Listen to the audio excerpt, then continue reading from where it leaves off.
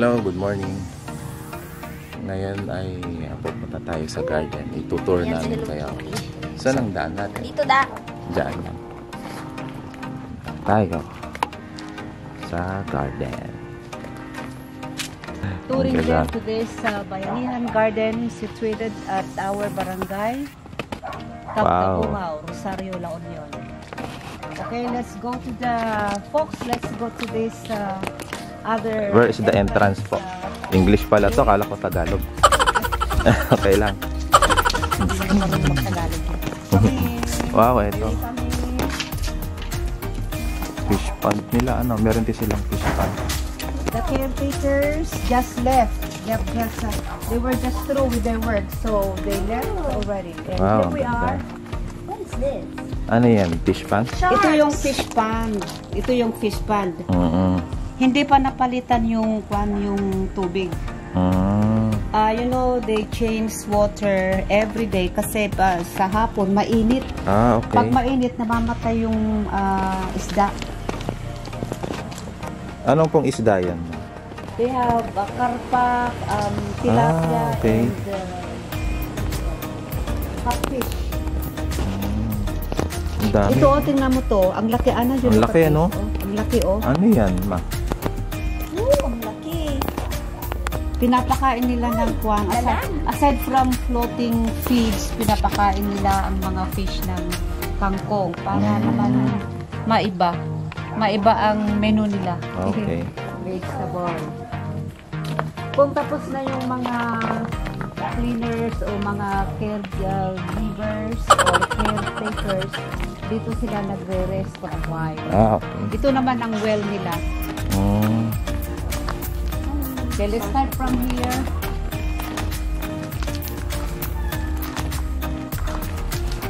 Meron silang well, deep well. You know, they only started this last September. Very fast, no? Oo nga.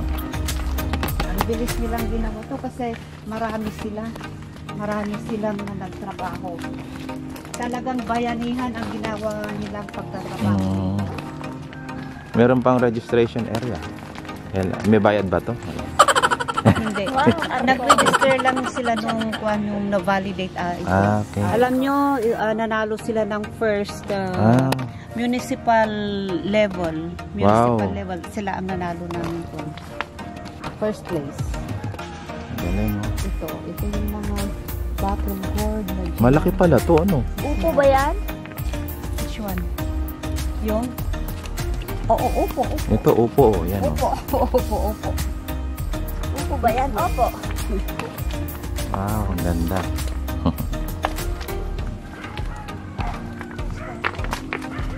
Saka, mostly na nagtrabaho dito, may mga experience sila, meron silang mga home garden. Alam nila ang kanilang ginawa kung paano. May experience sa farming. Sinusupervisean sila ni Joy Rocapor. Uy, ano ito? Patola. You look at the kamatis. Kamatis yan. Nag-start na sila last siguro September. Pero marami na silang na-harvest. Meron din silang mga officers. Yung treasurer nila ang nag-handle ng fund. Nila. Saan nila kinukuha yung pondo dito, ma? Sa ano rin? Government? Meron sa munisipyo ata. Kasi yung MOA nila, the mayor is one of the signatories. Wow, ito na. Yung garden. Napatapos nilang magdilig kaya May palaka. Yung vertical garden naging horizontal. Sinigang na pata para malambot.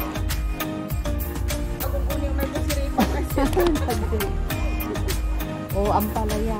Awan damot dun. Puro ampalaya yan. May balag siya.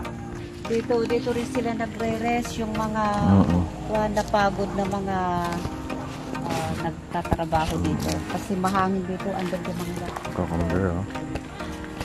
May squash din, oh. Squash, bitter gourd, squash, marigold. Pag po na-harvest yan, saan po mapupunta? Binibenta nila? binibenta binibenta nila. Tapos yung kita, saan po? Yung kita nila kung ayon sa pagkaalam ko, bumibili sila ng mga pagkain ng isda saka yung Okay. yung mga manok dyan, binibili yan. Then ibinibigay nila sa treasurer, then I don't know what they do with them. Kaya nga, nandito na lahat. Harvest. Marami nang na-harvest dito. Ladyfinger, ano to Ladyfinger is okra. Okra, oh. Ano to? Kalabasa. Okra. Kalabasa. Upo naman to. Isang dami. Tingnan mo yung yung hanging kalabasa. Zero. Ito yung upo. Look inside. Ayan. Ayan ang upo. Ang dami. Ang ganda oh. Saan pa? Dito ka pag mag-harvest ka. Dito ka. Ito kamatis. Maliliit.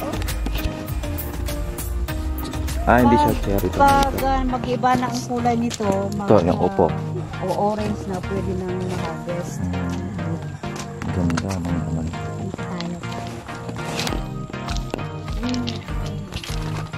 Ito naman yung patola. Patola. Wow. Lagyan yan ng miswa. Masarap yan. Miswa. Miswa patola. Ito balatong yan. Balatong ito. Yan ang string beans. Ito. Ito. Maliliit pa lang kasi. Yung short lang. Alugbati ito. Alugbati. Ito pwede pang sigang. Wow, masarap pwedeng to. ilagay sa dinding. Kompleto. Then palabas. Gabi ito. Lawa. Kamote Okay, tapos. this way po. This way. Doon daw tayo. Kaya nga mula nung meron na dito, most of the people here hindi na sila bumibili ng vegetables sa palengke. Okay. Andito na lahat eh. Saka they don't use they don't use fertilizer. Wow. Organic. Organic lahat. No fertilizer. Wow, that's the best thing. Ito mga fruit trees ang mga ito, may lansones, mga rambutan, mga sigaretito. What is it? Okay. Ito yung mga mabasurahan, dinadamp nila dito. Tapos Pero sinusunog. pag nagdi-decay na, ginagawa ko. Composting. Ito naman, nursery. Ito yung tinatawag nilang greenhouse. Wow. Nursery. I'm sorry. Nursery yan, nursery. Oo, nursery. Dito yung mga binhi. Marami na silang nakuha dyan, itinatanim dito. Sili yung pwedeng nakawin to. Ang ganda ng sili, oh. Siling panigang. Bago pa lang siya. Ano to? Yung ano to, diba? Ito yung Basil. Basil yan. Ito yung saluyot. Saluyot. Pwede rin itong itanim. Whoever works his land have plenty of bread. Wow. Kalabasa. Kalabasa. Organic Kalabasa. to. Ano pa, green pa siya. Ito naman yung herbal. Yan. Herbal garden. Herb gardens add spice to life. Wow. Ito yung sinasabi ko na ilagay sa coffee o tea. Yan. Yan. Ilagay sa tea. Meron po ba diyang gamot sa ubo? Para magamot na yung ubo ko. Yan o din. Rosemary. Tapos oregano. Aloe vera. Pandan. Rosemary, yan yung hinahalo sa steak, oh. Oo, yan. Yung pang side dish. Pati ito. Para malasa yung steak. Pati yung rose. Yan o yung pandan. Pandan. Lemongrass. Ano ba yan nila? Ay, ano to? Ito yun naman yun. Yung fish. Fish? Maliliit na lang ang narito kasi yung mga malalaki nakuha na. At parang kuy yan. Hindi ba kuy yan? Ito naman yung mushroom. Mushroom house. Madilim sa loob. Kasi kailangan talaga madilim. Ito na, may manukan din sila, oh. Ang lalaking manok yan, ah. Wow! Nandiyan sila sa kabila. Wow, doon sa kabila. Hello, you want to eat flowers? Wow, look dito, oh. Kumihingi sila. Ito naman, mga duck. Ito mga marites. Mga marites. Ito, malalaki, mga gansa.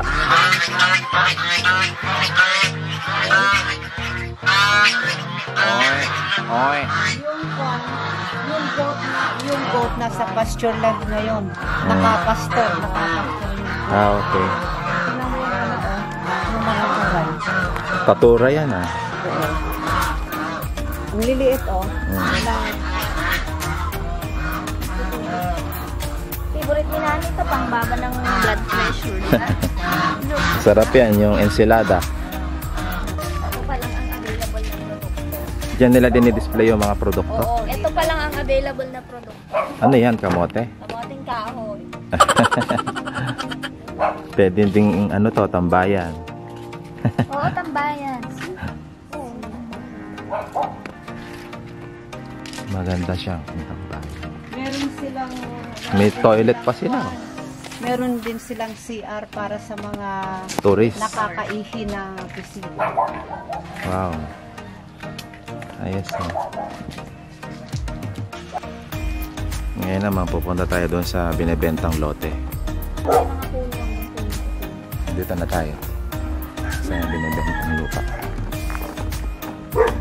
Ito yun. May tanim siyang mais. Tingnan yung baka. Ito, from the baka hanggang dito. Lahat yan?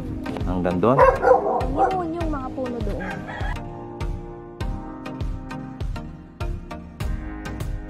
Hindi natin alam yung presyo kung magkano. Pero for sure mura pa ito. Ayan. Allow. Ang sukat niyan is 16,000 square meters. Equivalent to 1.6 hectares.